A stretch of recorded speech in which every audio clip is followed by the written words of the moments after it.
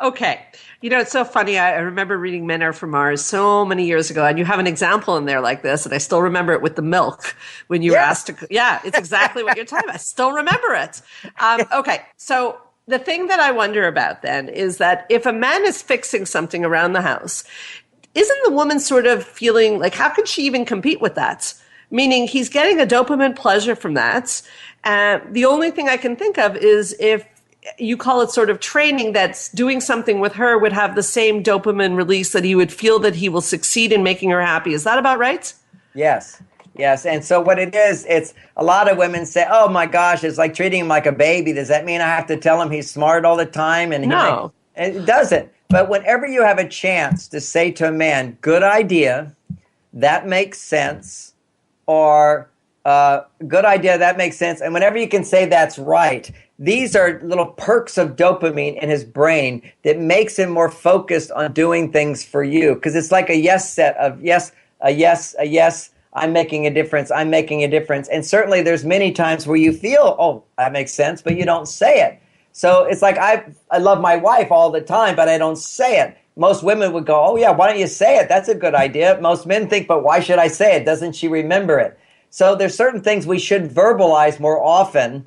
Those are a few things that creates more of a greater interest in him. It peaks up that dopamine. But then the next thing is he's over there on the toaster getting his satisfaction or watching a football game or whatever. How do you compete with that? Yeah. That's often his cave time. So you do this. You say, when you're done, will you help me? That's it. Okay. That's the magic phrase. Now I know many women listening go, I don't want to say that. It makes me look weak, needy. No, men want to help women. We're sort of out of a job with women now. Anything we can do to help where we get reward for it is going to pull us into the relationship. So you basically say, when you're done with that, I need your help, or would you help me with something? And then he says, okay. Usually he'll say, okay, what is it? What is it? You say, I'll tell you when you're done. And it's not a big deal. It's not a big thing. Only take a few minutes.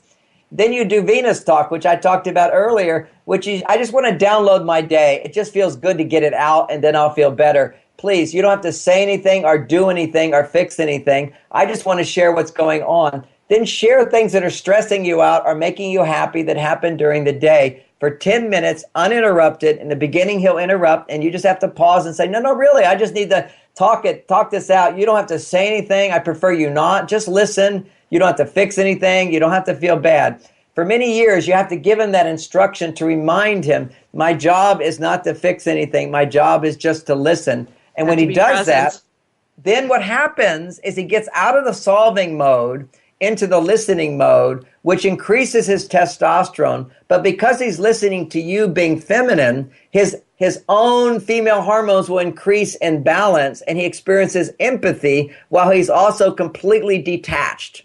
So you don't want him to talk. If he talks, he can't maintain that state of like witnessing, being fully present, which allows his empathy to gradually develop. And this is the balanced male that we want to create, which he's in touch with his masculine, but he's also in touch with his feminine in balance, as opposed to the man who goes from masculine to being feminine. That's when he's angry, when he's upset, when he's irritable, when he's moody. He's become too feminine because he's lost his masculine. That's low testosterone.